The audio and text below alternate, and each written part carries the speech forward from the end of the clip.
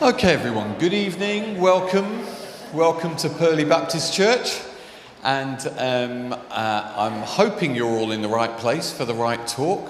We are looking forward to hearing Phil Knox speak to us in a moment or two on the theme of friendship, and I'm excited about that, partially because I've read your book and I know you've got some good content, but also because I just think it's a really vitally important subject for us all to be thinking about.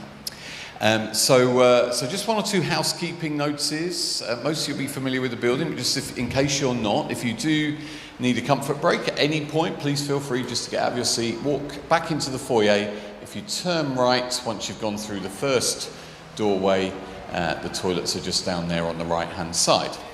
So that's that notice. If you get thirsty at any point, you may have noticed, it's a little bit warm this evening.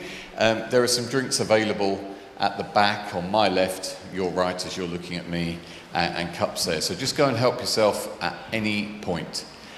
Phil Knox works for the Evangelical Alliance, and I had a very interesting update on what he's been doing for the last few days. He's around talking at churches. You're on Radio 2 yesterday, you said? Yeah. Lots of speaking engagements.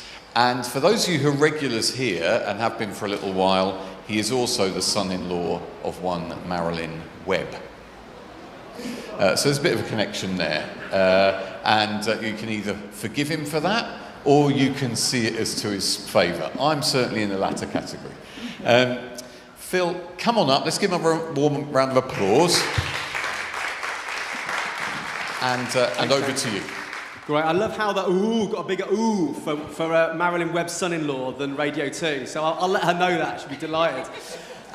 So brilliant to be with you this evening. Thanks so much for having me. I was also saying to James that because I'm Marilyn Webb's son-in-law, this church just reminds me of Christmas.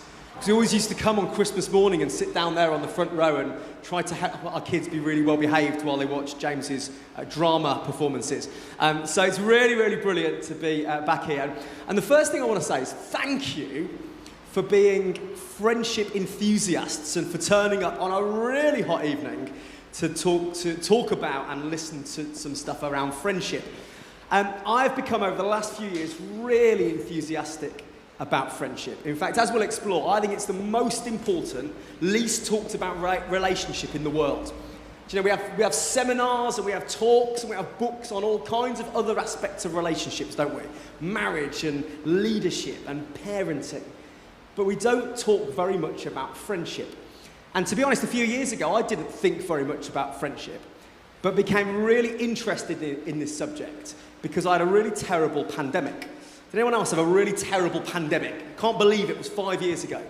But for me, a couple of things happened. First of all, I'm an author, and my first book came out in March 2020, which, as many of you will recall, was the week all the bookshops closed. I don't think there was ever a week in history that was worse to launch a book. But then secondly, and far more tragically, my mum, who had been diagnosed with cancer about 6 months before the pandemic began, we found out at the beginning of lockdown that her cancer was terminal. So I painfully remember being sat at the end of her driveway, watching her during those first few weeks of lockdown, physically deteriorate.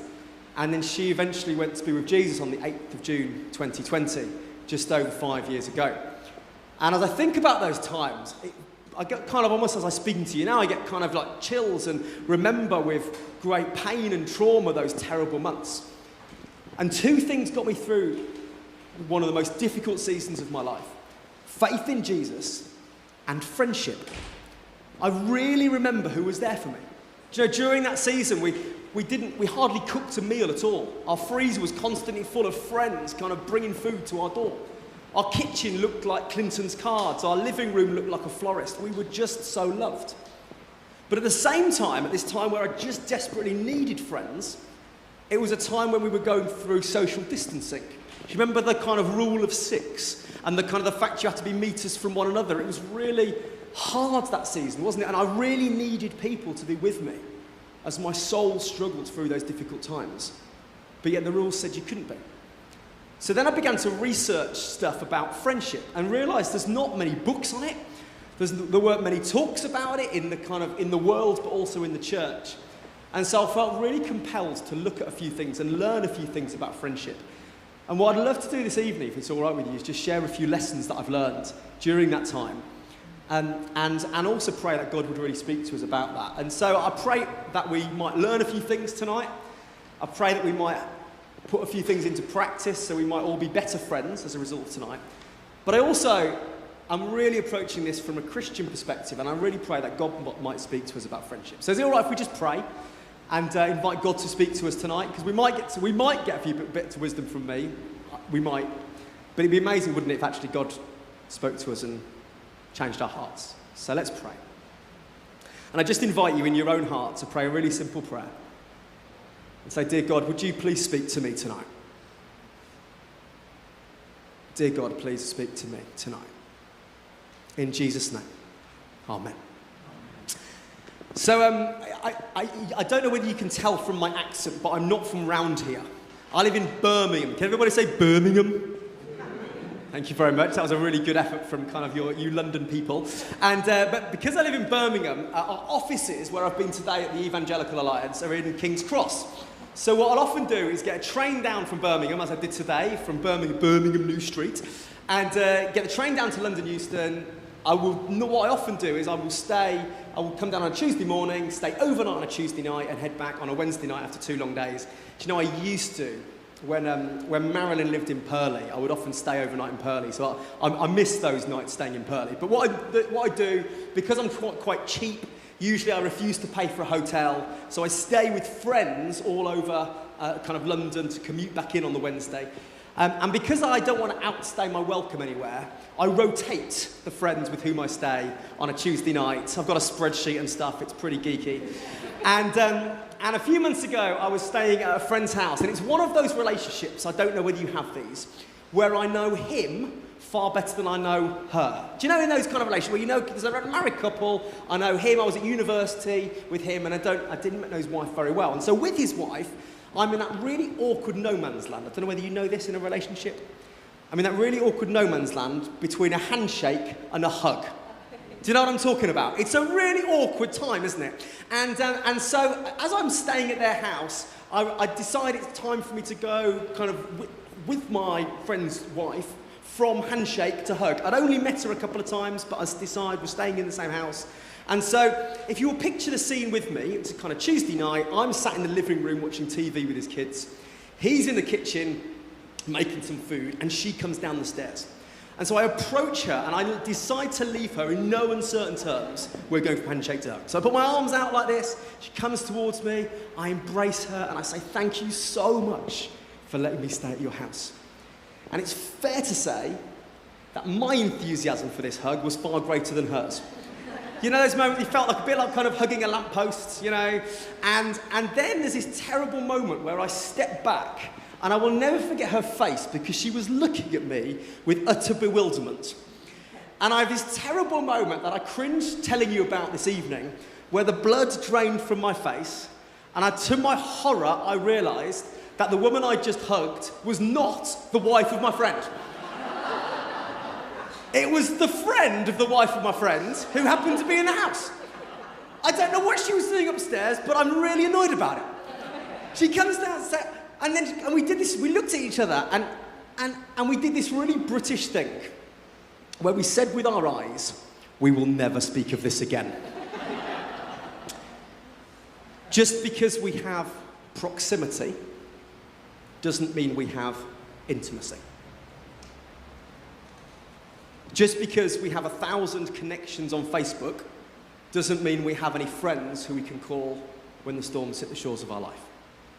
Just because we're in the house of the Lord doesn't necessarily mean we have a friendship with the living God. And what I've discovered over the last few years is that we have lots of proximity. We could not be close. I've just got the train from central London. We could not be closer to a lot of people a lot of the time. But actually, we don't have the closeness or the intimacy that I think we were created for. And so since the pandemic, I've just fallen in love with friendship. And I'd love to infuse you with a few things that I've learned about it tonight. And the first is this. I've learned that friendship is outrageously good for us. And I'm going to start by giving you some good biblical evidence. I know that for some of you, you like statistics, your love language is that, but I also know that for some of you this evening, your love language is theology. So we're going to start with some theology from the very first pages of the Bible as to why friendship is really good for us. So God creates the world in Genesis 1, and in Genesis 1 and 2, 8 times God says things are good or very good. But then we hear in Genesis 2, verse 18, the first thing that is not good. The first thing in the whole of the Bible that it's not good. By the way, sin hasn't come into the world. Adam and Eve haven't done something stupid yet. But the first good thing that is not good in creation is that it is not good for man to be alone.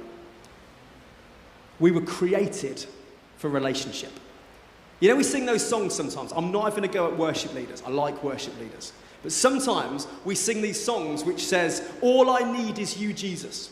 And I know what the songwriters are getting at when they say that, but that's not what the Bible says we need for goodness. We also need each other. It is not good for us to be alone. But then off the back of this kind of theology, what I then discovered is that our bodies reflect the way that they were created. So I looked at the science of friendship and found a few things, that there's some chemical releases that happen around friendship. And the first chemical I want to tell you about is one called oxytocin. Let me hear you say oxytocin. It's beautiful to have your southern accents back. Thank you for not doing that in a Brummie accent. So oxytocin is known as the cuddle chemical. Oxytocin makes you feel good. And oxytocin is the same chemical that is released in your brain that babies and mothers release in their brain when babies are bonding with their mothers. Oxytocin is released in all kinds of different settings, but one of those is, you know, those moments when you connect with someone important. You know, those moments where you have a coffee with someone and you kind of connect on a deeper level. You know, those moments where you kind of, maybe you can remember, but I remember sleepovers when I was kind of growing up as a teenager. And in the morning, you've had proper deeper meaningfuls with your friends. If you were to scan the brains at any of those points, they would be pumping with oxytocin. Our connection with others makes us feel good. But the second chemical is another one, a really important one. It's called cortisol, and he's a cortisol. Now, cortisol is really important for us. It's the chemical that gets us out of bed in the morning. It gets us going. It's also the fight or flight chemical. When you're scared or when your body is preparing itself for action in some way, it releases cortisol, which causes your heart rate to rise and focuses your body towards action. And cortisol is really good for us in small quantities. It's really powerful. It's a really good thing in small quantities. But the challenge is that if our bodies are constantly producing cortisol, it means that they are focusing on constantly preparing for action, rather than doing the important bits like repairing themselves and repairing the immune system and doing all the bits it does in the background to look after ourselves. It's not good for your body to be constantly preparing itself for action and producing cortisol. And what people have found is that if you have at least one close friend, your body has a significantly lower base level of cortisol, than if you are lonely and don't have friends. And so if you are isolated, your level of cortisol is significantly higher, which means your body isn't doing the important bit of repairing itself constantly. So high levels of cortisol means more chance of heart attacks, more chance of getting ill, diabetes, other illnesses are caused if your body has a higher base level of cortisol. And that means that friendship is so good for us because it has profoundly positive effects, not only on our mental, emotional, spiritual well-being, but also on our physical well-being. In fact, studies have consistently shown that you can eat terribly, do no exercise, not look after yourself, but if you've got close friends, you will live longer than someone who keeps themselves in shape, but yet is socially isolated. Now, hear me really well on this. It's better to look after yourself physically and have good friends. But if you're going to choose one, have good friends if you want to purely live longer. It really is better, there's a line in the book if you've read it, it really is better to eat kebabs with friends than salad on your own. Scientifically proven. There's a fascinating case study that backs this up. So in 1950s America, there was this town in America called Roseto. And what was extraordinary about Rosetto was no one was having heart attacks, but no one could work out why. So scientists began to look at this town in Rosetto and go, why aren't people dying of heart disease? And they looked at the water sources. It wasn't that. They looked at the exercise and the lifestyles of these people. It wasn't those. They didn't have particularly good diets. They were eating lard-covered meatballs and drinking red wine and smoking cigars with abandon. They weren't health freaks. They looked at the air quality. They looked at medicine. It wasn't any of those. At the heart of Rosetto was a deep community life. People left their doors open because they trusted one another so much. 3 to 4 generations lived under one roof. And as a result, heart disease, they concluded, was not like the rest of America, where people were largely more disconnected. Turns out that the secret of eternal life is not what you know, but who you know. And if you're a Christian, that sounds really familiar, doesn't it? There's something amazing about friendship. The sociologists, the sages, the scriptures, and the sciences all agree that we need friends. We've got music and movies on demand. We've got the world in the palm of our hand. We've got fun trips, internships, play scripts and hair snips, film clips, fish and chips at the touch of our thumb tips. Need to lead or breed or feed your cat? Well, it turns out there's an app for that. But we need friends. We've got computers for a fiver, cars without a driver. We've got louder, further, faster, more, a bigger network than ever before. But we need friends. And friends are amazing. See, friendship is atomic. From the nursing home to the coffee shop, from the boardroom to the playground. It's relational connections that make the world go round. See, we were created to know and be known. It's better to eat kebabs with friends than salad on your own. And yet we trace in populous places. We're strangers in rooms of familiar faces. We crave deeper meaningfuls but experience anonymity. We dance superficially around the promise of proximity, and we need friends. And quantity is no substitute for quality. We need 5G, HD, 24-carat friends. Lifelong, fight strong, tag along, forgive all wrong friends. Friends to talk through our problems personal. Friends to call when the cancer's terminal. When it hasn't been your day, your week, your month, your year, you just remember what your old pal said. We get by with a little help from our friends. And look to the one who made friendship possible, whose nail-pierced hands bridged a chasm uncrossable. His scandalous invitation follows the most glorious of amends. There is no greater love than they that lay their life down for their friends. So, celebrate with me the ship most worth sailing, and follow the example of the friend unfailing. May we raise our game and drop our cover, invest our energies in one another. May we still be there when the rain starts to fall, and accept the most important friend request of all, because we need friends.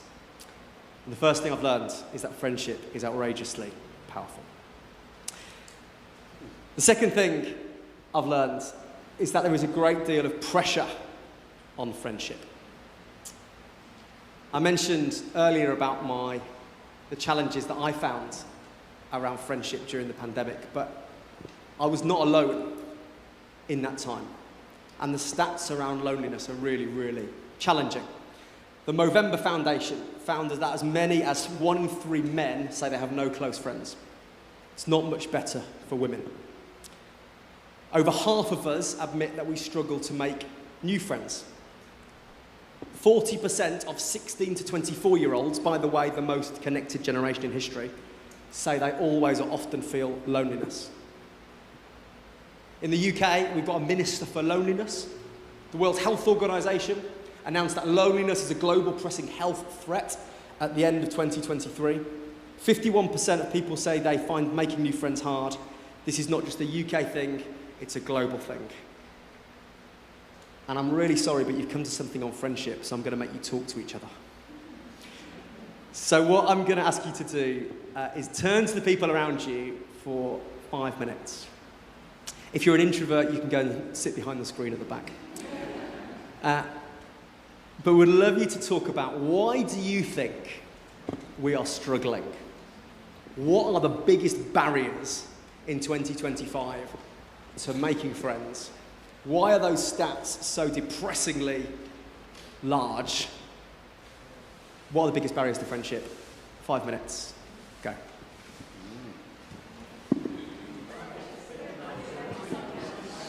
Okay, do you want to bring your chats to a close?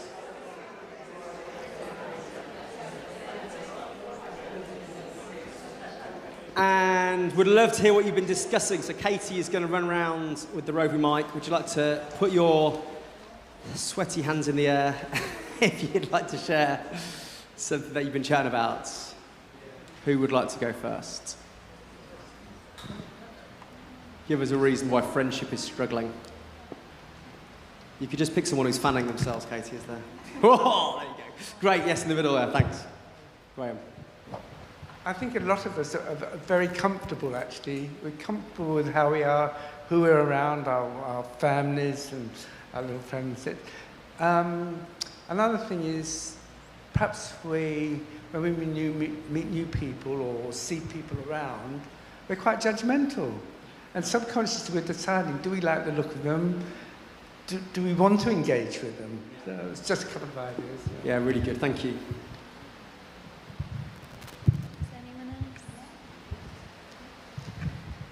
I was just saying, because I work with the youth, a lot of the time they come across as quite antisocial. And I think a part of it is because they don't know how to keep a conversation going. They don't have the skills to do that. And the phone makes it easier for them because there's a kind of barrier, so it's not face-to-face. But when it comes to face-to-face communication, they're not very good at it because they might not be practiced. They might think they can't relate to people. They don't know how to keep the conversation going. So a lot of it might be to do with anxiety or lack of skill, potentially. That's right, yeah, agree with both those. Brilliant.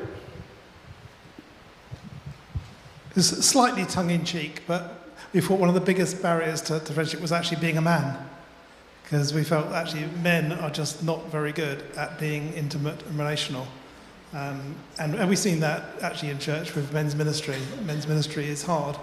Actually getting men together to do stuff together, to build up those sort of friendships is a challenge. And we see women doing it really easily.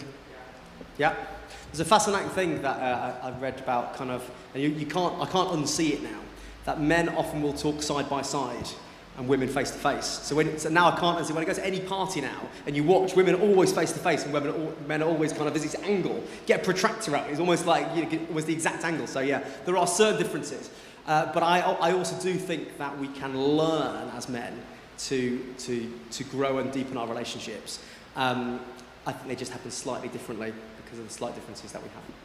That's great, thank you. Maybe one more?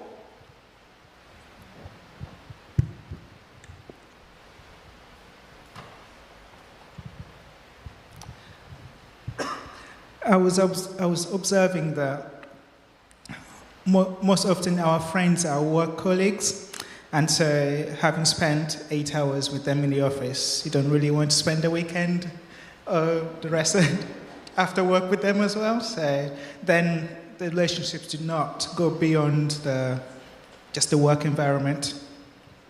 Yeah, I think you're absolutely right. Work is a kind of blessing and a curse, I think, around friendship, isn't it? So the research tells us that when people asked, where did you meet your best friends? 41% said at work, but the next answer was 37% at school.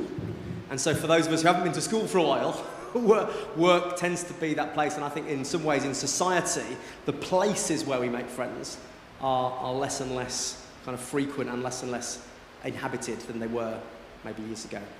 Great observation, thank you. Okay, so a lot have been mentioned. I'm going to highlight a few from the research that tell us kind of why we struggle. One of those is busyness. Don't know whether anyone mentioned busyness in your kind of conversations. A few people. Busyness is is cited as the #1 reasons when asked people why they struggle with friendship. Busyness is one of those. Time is like oxygen to friendship, isn't it? And most of us tend to be quite time poor. Next one is around mobility. So we are moving around more and more. If I think about kind of my grandparents' generation, they really didn't move around in the same way for work, whereas I guess all in a place like Purley, lots of people, it's a very kind of transient community where people are moving in and out for work. There is something called the 30-minute rule that tells us that if we live more than 30 minutes from our friends, we are significantly less likely to keep in touch with them and invest in that friendship. And if we know we're moving on in the next 5 years, we are 20 to 25% less likely to commit to a voluntary activity, a club, a church, and so that mobility thing is a real challenge. Did anyone mention work? We talked about work at the back. Anyone else mention work in their groups? Some of the challenges around that. So work's a fascinating one. And what I discovered when I looked at work being a barrier, interestingly, we are not working as many hours necessarily as previous generations, but more of us are working in households, and critically, the nature of work has changed. So around 42% of people in the UK are what's called knowledge workers. I'm guessing that many people in this room are knowledge workers, by which I mean you primarily think for a living. So rather than primarily use your body to work, we've had a guy in the house opposite us, the tree has been chopped down this week, and I've watched from my desk this guy with a chainsaw over the course of 48 hours dismantle this tree. It's been fascinating. He has got more sunburns than I've ever seen a man ever get sunburned in the whole of his life. He's dismantled this tree, but he's primarily using his body. Now, with a chainsaw, you have to think a bit as well, I assume, but he's primarily using his body. But I, on the other hand, primarily think for a living. I guess if we were to go around, there'd be many kind of teachers and accountants and lawyers and pastors who think for a living for their job. And the challenge with that is that we are using the same muscles at work as we use to make friends. And so a common experience of people, as I've talked to them about friendship, is that they get to kind of this stage in the evening, well done for coming and using your brains again still tonight, but they get to this stage in the evening and they're like, I haven't got any more mental capacity to relationally connect with someone because I've been thinking all day at work. Is that anybody else's experience? Because for me, that's often how I feel. And the reason I know this is my best mate is a builder. And he primarily uses his body. Now, he also says he thinks when he's kind of, putting RSJs above people's houses and stuff. Yeah. But at the same time, he primarily digs. So he gets to 5 o'clock and he's like, Phil, do you want to hang out? And I'm like, yeah, Rads, but I'm really tired. I've been using my brain all day. And I think this kind of huge shift that has taken place over the last kind of 50 to 100 years in terms of the growth of the knowledge worker is dramatically affecting our ability to connect with people and make friends. Final thing to mention is this, it was alluded to over there about the screens. And we are looking at screens more and more. On the train over here tonight, I don't think I could find one person who wasn't in some way looking at a screen. And at its best, I think social media is brilliant for helping us maintain a whole load of relationships. I know what a load of my uni friends had for dinner this evening. I know what they've been doing. I connect with people. I know what their jobs are. But it can give us an illusion of quantity over quality of relationship. And just because we have 1,000 friends on Facebook doesn't mean necessarily we have someone we can call when the storms hit the shores of our life. So we have more connections before, but fewer closer friends. That's what the research says. So we have this sense in which friendship is incredibly powerful. I've learned that. We also have this sense in which there's a lot of pressure on friendship. The third thing I've learned is that friendship isn't talked about very much. I think it's neglected in the world. Do you know there's over 10,000 books with the word leadership in the title? There's a fraction with the word friendship in the title. I mentioned at the beginning of this talk that I've struggled finding churches who have talked about friendship, so really struggle finding books written on friendship. And the same is true in kind of the cultural marker points we have in the year. So most of us would know when Valentine's Day is, for example. If you forget that and you're in a relationship, you're in trouble. But not many of us would know when the International Day of Friendship is. The 30th of July. Get it in your diaries and go wild on your WhatsApp groups with your texts. Thank you, friends. Celebrate your friends, 30th of July. When you look at Spotify playlists, most of us could come up with a number of albums with songs made up of songs about romance. The charts are full of them. But when it comes to friendship, we'd struggle to come up with a top 10. in our world, in our media, in a lot of our kind of pop culture, friendship is really neglected. And so friendship's really powerful, friendship's under pressure, friendship's not talked about much, but I want us to, before we move on to talk about what we can do about it, I want us to celebrate something of the friendship we've experienced. I hope that as you come to something on friendship this evening, as well as there might be a bit of pain of friendships that have broken down, as I've talked about loneliness, you might be thinking, actually, I really struggle with that this evening. I want to say, if that's you aren't alone. Lots of people feel like that. I think sometimes there's a stigma that we can feel about loneliness. But I also hope there's moments where you can go, actually, I'm really glad I can remember some good friends. I've got some good friends. There are some people who I can point to and say, do you know what, just like Phil's experience when his mum died, I've had moments where friends have really been there for me. So before we move on, I'd love us to get back into our little groups again, and for 3 minutes this time, I want you to answer this question. When was there a moment when you could say, now that was friendship? Can you think of a moment when you reflect on your own friendships that you can celebrate and go, do you know what? That was great. That was friendship. 3 minutes. Turn to the people around you. Go.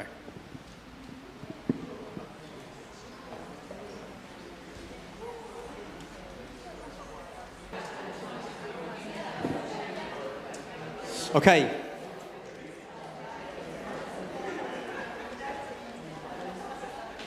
Great. I hope you each had at least one moment where you could say, now that was friendship. Okay, so we're going to move on now and think about kind of what we can do about it. And I want to offer a few kind of guiding principles. And first thing I want to say is that friendship is never easy. There is not a kind of magic formula you can kind of type in. It's more an art than a formula, and it does require a relational cost a lot of the time.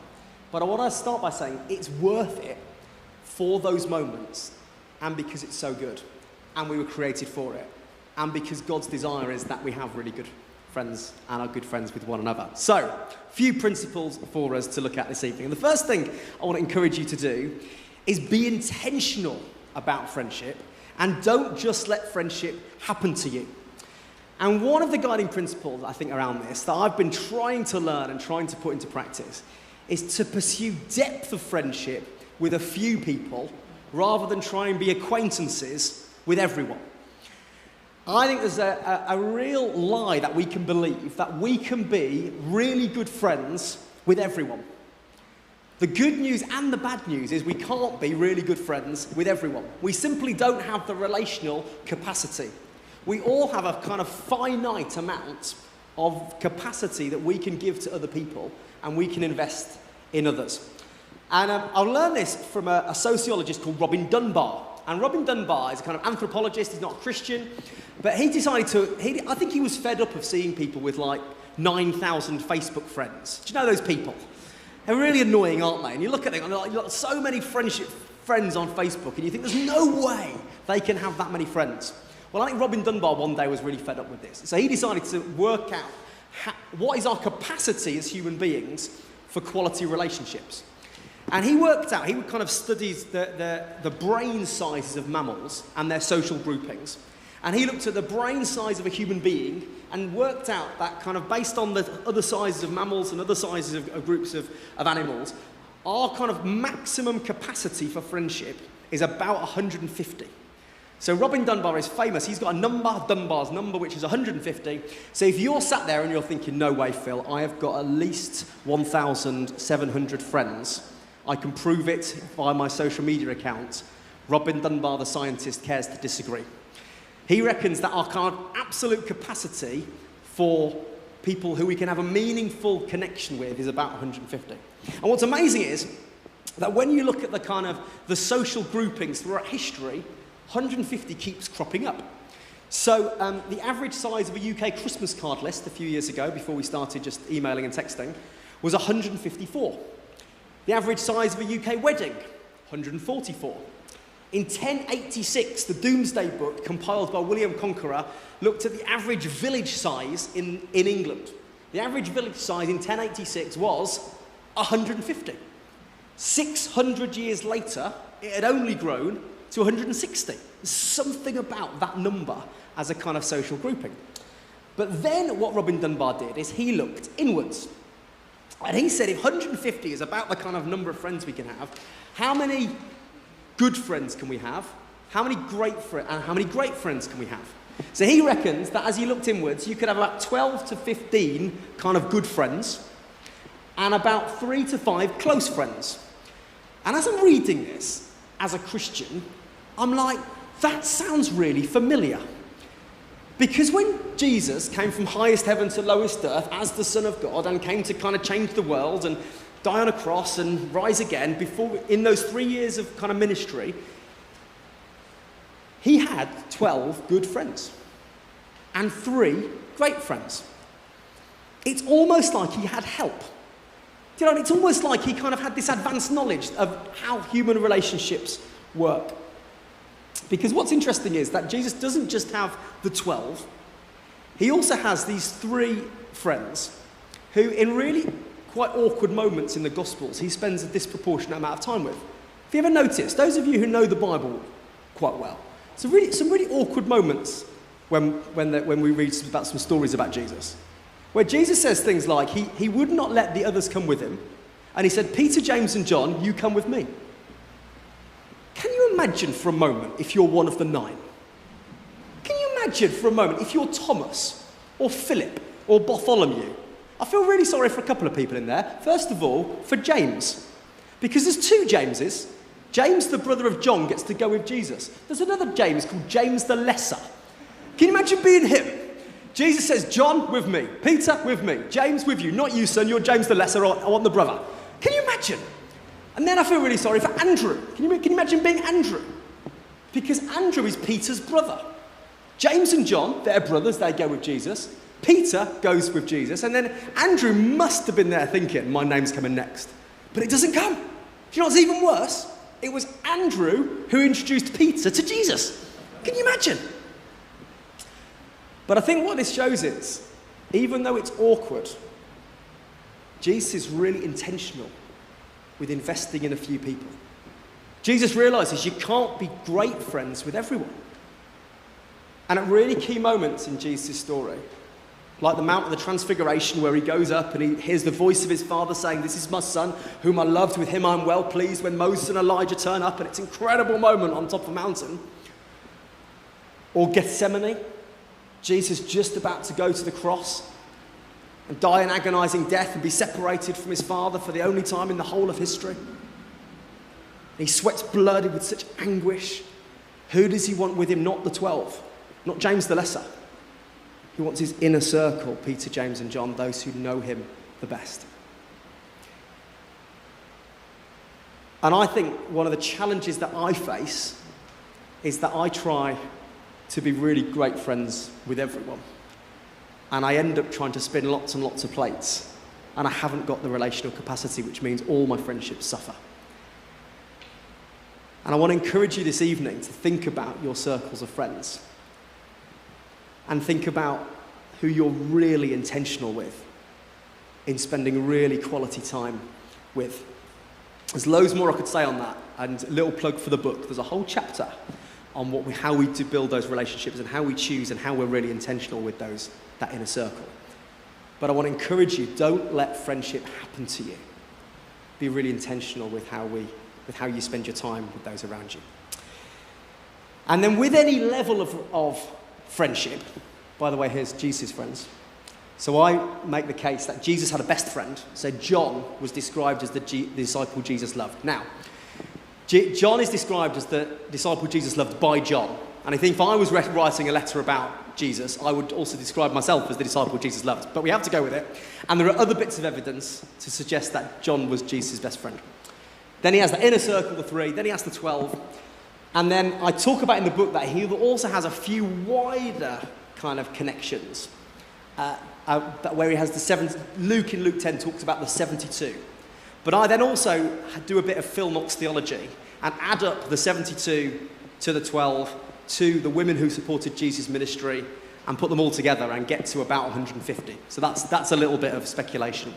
But then he also had these people who he only interacted with once, the kind of add a zero, these just one-off encounters. And I think kind of it's not a formula. Don't kind of go away going, I've got to have 3 friends, I've got to have 12 good friends, I'm only allowed 150, 151st, you're out. Mother-in-law, don't do that. But what you can do is think really well about the frequency of time and how you do that. So, a few guiding principles for how we then invest in good friendships. And the first is that time, there is no substitute for time. If you want to intensify a friendship with someone, you have to spend more time with them. I've got a mate called Dave. We've all got a mate called Dave, haven't we? And my mate Dave, he used to be a few years ago a lot closer, but he then moved to Newcastle, and I just spend less time with Dave. And there are still a few moments throughout the year where we connect, but the depth of our friendship has suffered over the last few years because he's moved further away, and I frankly spend less time with him. Time is like oxygen to friendship. The next key principle, I think, is presence. Zoom is great, isn't it? FaceTime, fantastic. But there's nothing quite like being with people. We were created as humans with bodies, not just emojis. And there's something about being with people. If you want to grow a relationship with someone, be with them. The next key encouragement I have for you is around vulnerability. Great friendships cannot live on a diet of small talk. Small talk's really good. Don't knock small talk. Small talk is sensational to get started. But if you want really good friends, there needs to be moments where conversation goes a little deeper. Rob Parsons says, if you want acquaintances, tell them your successes. But if you want friends, tell them your hopes, your fears, your failures, and your dreams. Something about when you open your heart to someone. And I wonder whether, when you were talking about a moment when you said, now that was friendship. If you were to ask me, I would probably talk about sleepovers with my mates on like youth group weekends away when I was 13. And the conversation went that little bit deeper because you didn't want to go to sleep and you'd had too much sugar. And we talked about the things that really mattered in life. Something about vulnerability that takes us deeper with others. And the final thing that I think develops friendships in a way that's the Bible talks about is sacrifice. The verse that Jesus talks about friendship is that there is no greater love than they that lay their life down for their friends. He says those words just before going to the cross to die for the sins of the world, to physically lay his life down for his friends. But I also wonder whether there's moments where, that you were talking about now, that was friendship, where you recognise people really paid the price and there was a cost in terms of time, energy, resource. We recently had a problem with our car. It was just so frustrating. It was like a really unforeseen cost in our lives. And our friends just sent us some money completely out of the blue. And now I can't explain it, but there is a deeper connection there because it came with time and presence and vulnerability, but there's something about sacrifice that deepens friendship as well. And the final thing around this is I think we're in a really interesting moment in terms of how we share information. For those of us on social media, it can be too easy, can't it, when things good or bad happen, to splash them over social media before we talk to the closest in our lives. And I would encourage you that whenever something challenging happens or whenever something good happens in your lives, let your closest friends be the people who hear it first. Something about our information and the way we deal with news at the moment. So, the next thing I want us to do is you were given 2 handouts when you came in through the door through some marvellous assistants. And what I'm going to encourage you to do is, there is the first handout with there's loads of questions on it. And I'm going to encourage you to get into your groups. And what a friend of mine, a genuine friend of mine, who is a fellow friendship enthusiast has done is he has looked at some friendships on 3 different levels of conversation. And the top level is kind of like small talk, get to know you, find out who people are. The next level is kind of find out what they like. That's kind of the next level. And then the final level is the kind of the deeper level of chat. And it was raised over here that I think by about kind of the depth that sometimes we don't have the skills around conversation or the skills around making friends. We can learn to ask really good questions. And I would encourage you, if you want to kind of help deepen your friendships and grow in friendship, to be someone who asks really good questions. And these questions on these sheets, I think, are really good questions. So what I'm going to ask you to do in a moment is talk to people around you. Now, you can choose at which level you engage with them. You might look around and go, do you know what, I'm not ready to be too vulnerable with these very suspicious-looking people from Purley Baptist. And that's fine, in which case you can say, ask me something from the top category. But if you want to take your friendship tonight to another level with someone, have a little go at level 2 or level 3. But I'd also encourage you, as you do so, there might be people you've known for a really long time, there might be people you've not known for too long, but take these questions away and think about them, and think about putting them into practice in your everyday friendships if you want to grow those. So, 7 minutes, I'll do for this one, to really deepen your friendships. 7 minutes, turn to people around you, ask some of these questions, find out some things you don't know about people. And if at any point you are asked a question you don't feel comfortable answering, just say, can you ask me another question? That's okay. 7 minutes, turn to people around you. Go.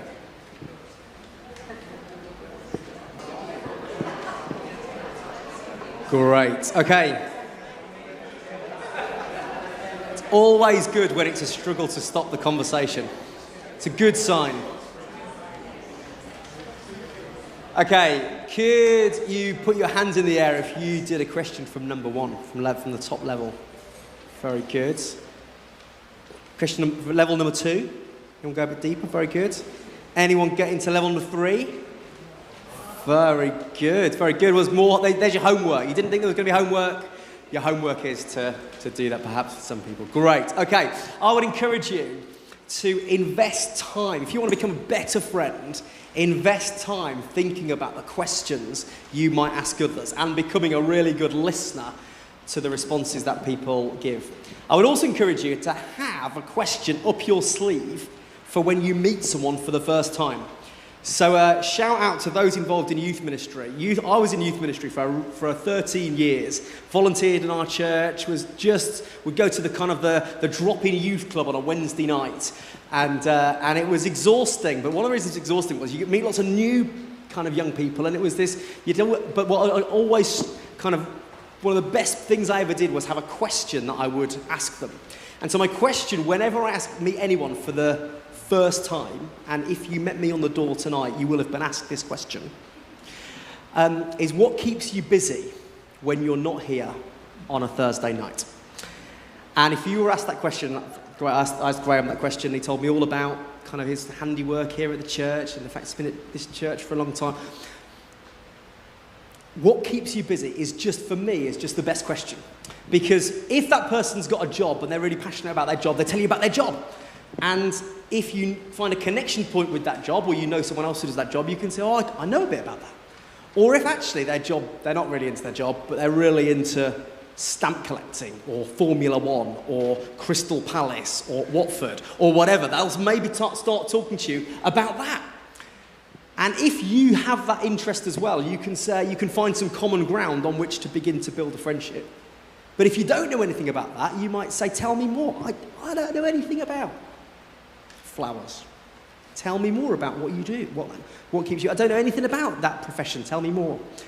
The tell me more question as well is really good because it's an open-ended question, so people can then open with not just a yes or no and have to then tell you more. So I'd encourage you to have a question. That's mine. What keeps you busy when you're not here on a Thursday night? Okay, so question. That's a good... So we talked about conversation. My next thing I want to encourage you to think about is think about there's a couple of different types of friendship. So there are bonding friendships, and bonding friendships often happen when we have lots in common with the person who we meet. When we kind of ask that question, or when we kind of begin to get to know somebody and we find that we've got the same taste in films, the same taste in what we do with our spare time, the same kind of things that we've got in common, we can build that friendship on common grounds. But then there are other friendships that we might have with people who are what's known as bridging friendships, where actually there's less common ground. We have less things in common with them. And I want to encourage you to think about both types of friendship. And the reason I think most types are important is that we are more fractured as a society than ever before. Do you know, a quarter of people who voted Remain in the referendum say they have no friends who voted Leave. A fifth of people who voted Leave don't have any friends who voted Remain. A third of white Britons have no friends from an ethnic minority background. Over half of over 65s say their closest companions are their television or their pets. We are divided across age, across politics, across socioeconomic background, across race. And I want to encourage us to think about people we have stuff in common with, but also people we have less in common with. And here's why I think this is important, because I've studied the way that Jesus constructed his disciples. And my premise is that I reckon 7 out of the 12 disciples knew each other. They were kind of fishermen from Bethsaida, and they would have had lots of stuff in common. They'd have most likely known each other before Jesus called them. But then as well as kind of, these by the way, were Peter, James, John, Andrew, the aforementioned, Philip, Bartholomew, and Thomas. So these 7 guys probably knew each other before Jesus called them. But then there were these other 5 who were they were curveballs, really. They were really different from one another. And I want to highlight a couple of these guys. The first of all person I want to highlight is a guy called Matthew. Now, Matthew was a tax collector. But not only was he a tax collector, he was the worst type of tax collector. So in Jesus' age, there were 3 types of tax collector. There were the Gabbai, who did kind of general tax. And then there were the Mockers.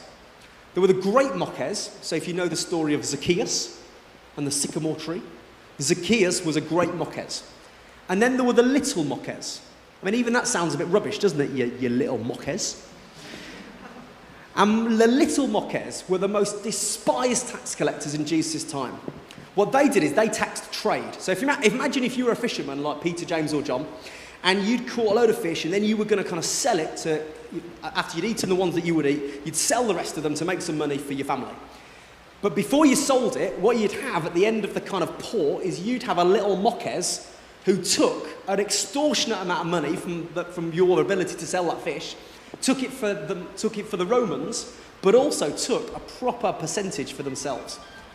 And understandably, they were hated, because not only had they sold out their religious and social identity to the Romans, they were also profiting from your business by just sitting in a booth. And Matthew, the tax collector, was a little Mockers because he meets Jesus. Jesus calls him from a booth. He was proper despised by those around him. But he leaves the booth and follows Jesus. And then he walks into a room with a guy called Simon the Zealot. And when they were kind of, in Jesus' time, there were different, amongst the Jews, there were different ways in which the Jewish people responded to the Roman Empire. So you had the Pharisees who kind of said, right, if we just get really holy, the reason these Romans have come along is we're not holy enough. So if we get holy, God will sort it out. You had kind of Herod and the chief priests who kind of sucked up to the Romans and went, if we can get some power, then that's what we're going to do. We're trying to get some delegated power. Then you had the Essenes. The Essenes retreated to the desert, and kind of their posture was, we're just going to wait till all this blows over, and then we'll reintegrate into society. And then you had the Zealots. And the Zealots were like the kind of religious freedom fighters of their age. What they did was they would often sneak up behind Roman soldiers and kind of stab them in the back. They hated Roman soldiers, but they also hated tax collectors. And Jesus calls Simon the Zealot to his 12, along with Matthew the tax collector. Can you imagine the first moment that they're in the room together? But I think it's a really interesting observation, because I think it shows us that Jesus wants us to be friends and interact with people who are different from us. And I think one of the reasons our nation and the world is in such a mess at the moment is we don't know and we're not friends with people who are different from us. And we have social media algorithms that force an agenda upon us and try to get us to kind of bite onto a certain political agenda or football team or preference that divides us from other people rather than unites us. And this is why I think what the church can be such good news. Because as I look at you tonight, and as I travel around the UK looking at different churches, the most diverse bunch of people I'm ever amongst in the whole of society and life is the church. And when we are friends in the church with people who are different from us, across different cultures and across different ages and across different experiences and across different politics and across different wealth groups, it is not an exaggeration to say that is part of the healing of society. And I want to encourage you tonight to think of the people that you know in this church and outside this church. How many people do we know who are different from us? And I want to say that building friendship on common ground with people who you really get on with in your inner circles is really good. But don't just do that, because the rest of the world is good at just doing that. Let's also be friends with people who are different from us. I've got one more final bit of talking, then I'm going to encourage you, we're going to reflect together. So extroverts, I'm afraid I'm going to ask you to think on your own. Introverts, you're like, yes, thank you, Jesus, and thank you, Phil. The final thing I'm going to say is, I want to encourage us to involve God more with who we spend our time with.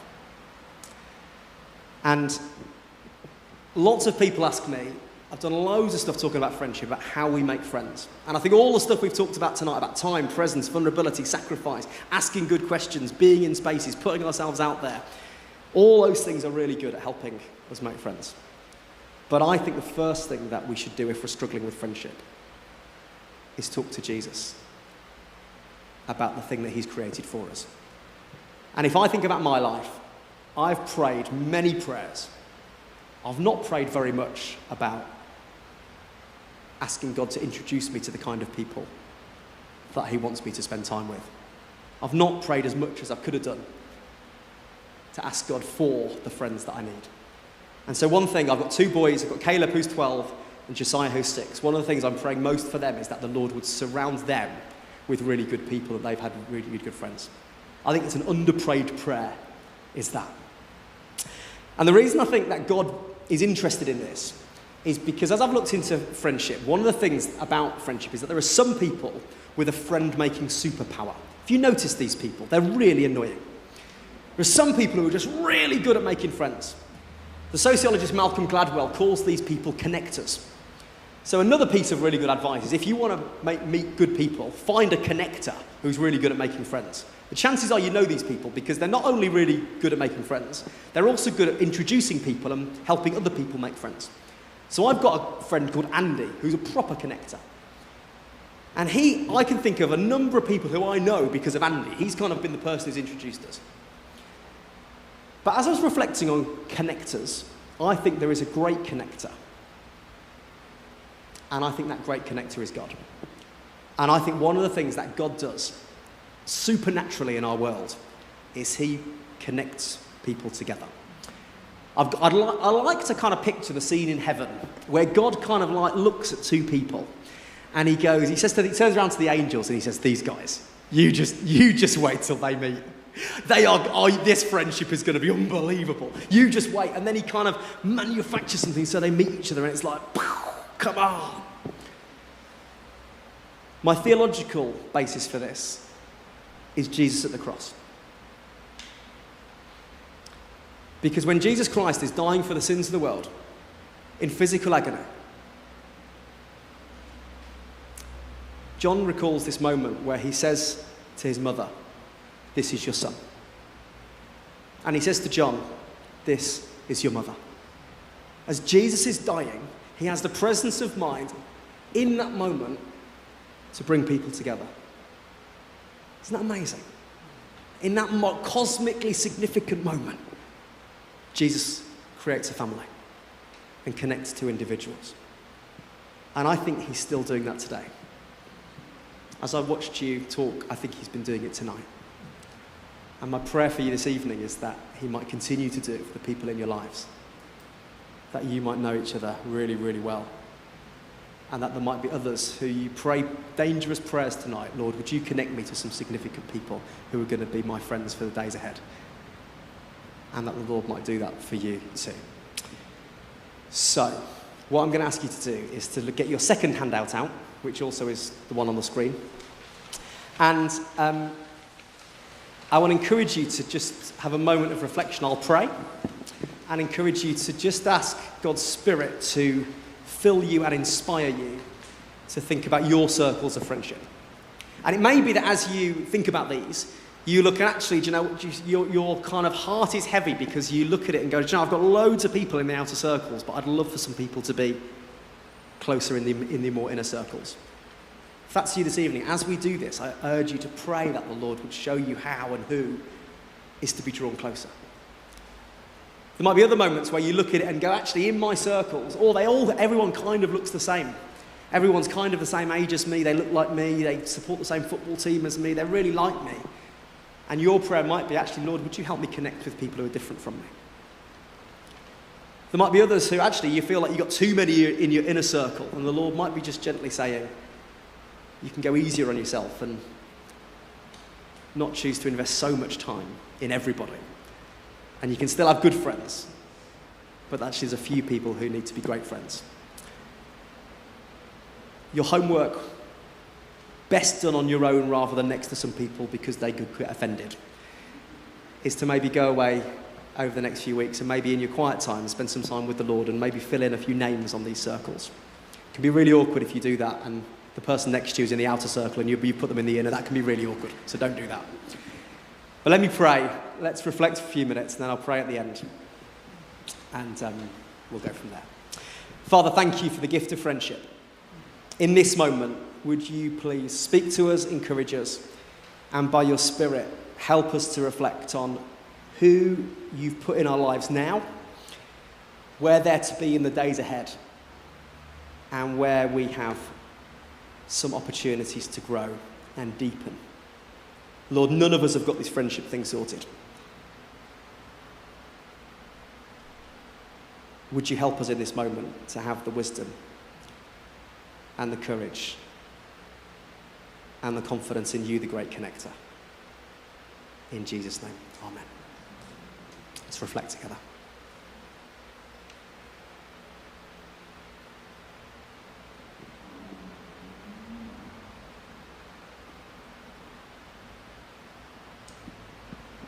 Just encourage you in this moment to allow the Spirit of God to speak to you, encourage you, bring comfort. Father, I pray for those for whom friendship is hard, for those of us who've been hurt by friends in the past.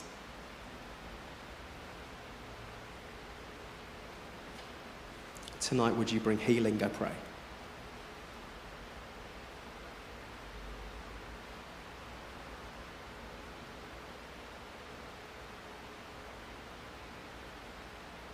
Father, for those who feel overwhelmed with life and relationship, I pray that you would give us real wisdom and hope.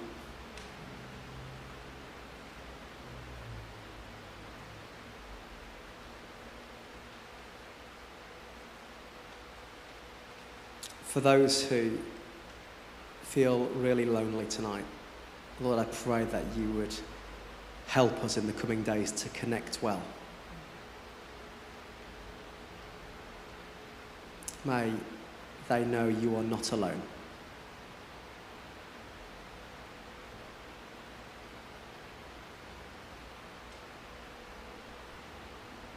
And for all of us, Father, we pray that you, the great connector, would bring good friends around us. Thank you for the gift of friendship. Thank you that it's for everyone.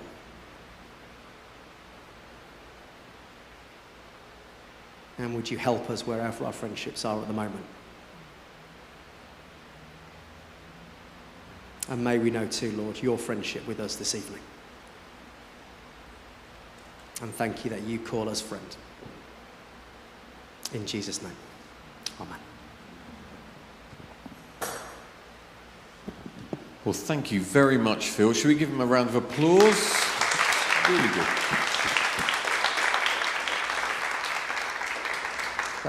There was so much there for us. Naomi and I had a breakthrough moment. She has now allowed me into her network this evening.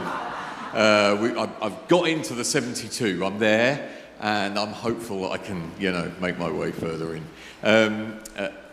Joking, just in case anybody's worried about that. I just looked at your Facebook page, Phil, and I noticed that you have over 2,500 followers. So we'll do the poll right now, shall we? Let's work on it. Let's get these. I'm only joking. Phil could do with a lift to his hotel this evening. He hasn't got the car, so if you want to try and get into his circle, this is your moment. But perhaps you just want to do it as an act of Christian charity. Somebody will give you a lift, I'm sure. So, first come, first serve. If you want 5 minutes of Phil's time, you can take him to his hotel. We're really grateful to you, seriously. And on Sunday, funnily enough, Phil quoted Genesis 2, which is really very important in the scheme of this from the Bible's point of view, and indeed from Western culture, this foundational idea that human beings are social creatures and that they need relationship, really finds its moorings in that ancient piece of writing. And funnily enough, without any planning on my part, I'm preaching on that on Sunday morning. So if you would like to come to church if you don't regularly, well, obviously if you do regularly, you're welcome. But if you want to come and you don't regularly come, you're incredibly welcome to come, and you can hear me reflect on that very important piece of writing. But for now, God bless you. If you want to get the book, the full-length version of this talk, Phil's book is available at the back there, and you can have it tonight at cost, £6. And you can pay for it on the little electronic device there. If you need any help, people will be around to help you. If you can't afford £6 and you want a copy of the book, just take one, and you can have it on the church. But if you can afford to pay for it, £6 will cover our costs. God bless you. Have a great rest of the week.